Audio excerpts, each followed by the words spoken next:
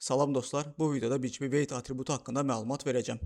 BGP böyük şəbəkələrdə, xüsusən də müxtəlif avtonom sistemlər arasında routing məlumatlarının mübadiləsi üçün istifadə olunan pass vektor routing protokoludur. BGP-nin əsas xüsusiyyətlərindən biri marşrut seçimi zamanı müxtəlif pass atributlarından istifadə etməsidir. BGP atributları eyni destination network-a gedən bir neçə yol arasında seçim etməyə imkan verir. Cisco cihazlarında istifadə olunan ən vacib BGP atributlarından biri də wait atributudur. Wait atributu Cisco-ya məxsus lokal əhəmiyyət daşıyan BGP atributudur. Bu atributun əsas məqsədi eyni destination network-a gedən bir neçə BGP marşrutu arasında hansı marşrutun seçiləcəyini müəyyən etməkdir. Wait atributun əsas xüsusiyyətləri bunlardır. Cisco-ya məxsus atributdur, yalnız lokal routerda əhəmiyyət daşıyır, digər BGP routerların anons edilmir, BGP update mesajlarında daşınmır. Wait dəyəri nə qədər böyükdürsə, həmin root bir o qədər üstün sayılır. Cisco cihazlarının ən yaxşı yolun seçilməsi üçün baxılan ilk atributdur. Network və redistribute komandaları ilə BGP-yə daxil edilən rootlar üçün default wait dəyəri 32768-dir. BGP qonşularından öyrənilən rootlar üçün default wait dəyəri 0-dır. Routerun outbound yol seçimi idarə etmək üçün istifadə olunur. Wait lokal atributdur və BGP update mesajı ilə qonşuya göndərilmir. Wait standart BGP pass atributu deyil, Cisco tərəfindən istifadə olunan atributdur. Bu səbəbdən müxtəlif vendorların cihazlarında wait atributu eyni şəkildə işləməyə bilər. Əgər bir router eyni destination üçün BGP ilə bir neçə root öyrənibsə, daha yüksək wait dəyərinə malik root üstün seçilir. Məsələn, L1 routuru 10.10.10.0/24 şəbəkəsini iki yoldan öyrənir. Birinci yol üçün wait dəyəri 100 konfiqurasiya olunub, ikinci yol üçün isə wait dəyəri 200 konfiqurasiya olunub. Bu halda router daha yüksək wait dəyəri olan yolu seçəcək. Yəni ki, wait 200 olan yolu seçəcək. BGP daha yüksək wait dəyərinə malik olan routu seçir.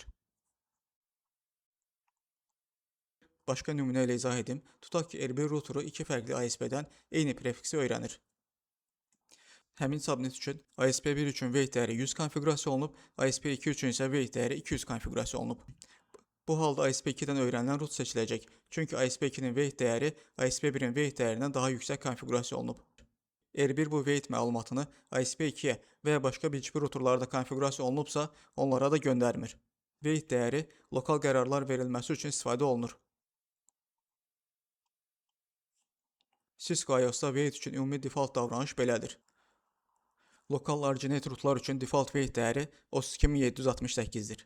Digər BGP qonşularından öyrənilən rootlar üçün isə default wait dəyəri 0-dır. Wait baxımından routerun özünün yaratdığı BGP rootlar default olaraq digər BGP qonşularına öyrənilən rootlara nisbətən üstün olur.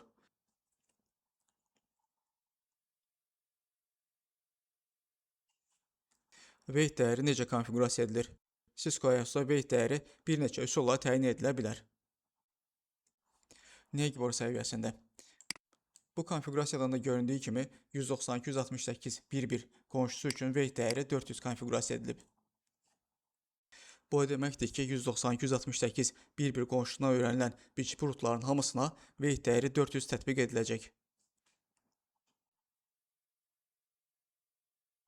Root map ilə wait konfiqurasiya edilməsi. Root map ilə də wait tətbiq etmək mümkündür. Birinci root map'ı konfiqurasiya edirik. Root map konfiqurasiya edərkən wait dəyəri 300 təyin edilir. Daha sonra həmin root map BGP qonşusuna tətbiq edilir. Bu konfiqurasiyada 192.168.1.1 BGP qonşusuna öyrənilmiş bütün rootlara wait dəyəri 300 tətbiq etmiş oluruq.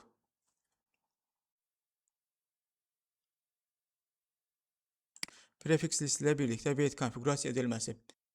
Yalnız müəyyən prefikslərə də root map ilə wait tətbiq etmək mümkündür.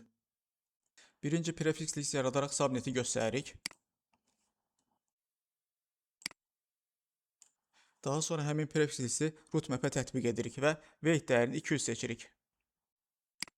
Daha sonra isə həmin root map'i BGP qonşusuna tətbiq edirik. Nəticədə yalnız bir subnet üçün wait dəyəri tətbiq etmiş oluruq. BGP root selection prosesində wait yüksək prioritetli kateqoriyalardan biridir. Məsələn, destination subnet iki rootdan öyrənilir. Root A və root B. Root A üçün wait dəyəri 100-dür, ES-PASS-də isə 2 dənə ES var. Root B üçün wait dəyəri 200-dür, ES-PASS-də isə 1 dənə ES var. ES-PASS-da olan ES-lərin sayı destination network-a çatmaq üçün neçə dənə ES-dən keçəcəyini bildirir.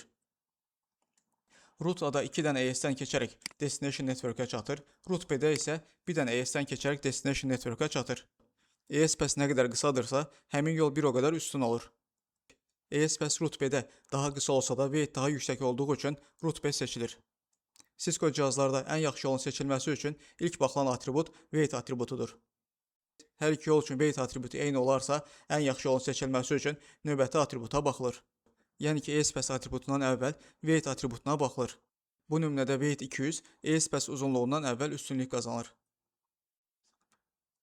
Bu nümunədə weight atributunu izah etməyə çalışdım. Ümid edirəm ki, bu video şəbəkəni daha yaxşı öyrənməyinizə kömək edəcək. Öyrənmək istədiyiniz mövzuları şərhdə qeyd edin, onlara uyğun da video çəkək. Əgər bu video sizin üçün faydalı oldusa, like etməyi, şərh yazmağı və dostlarınızla paylaşmağı unutmayın.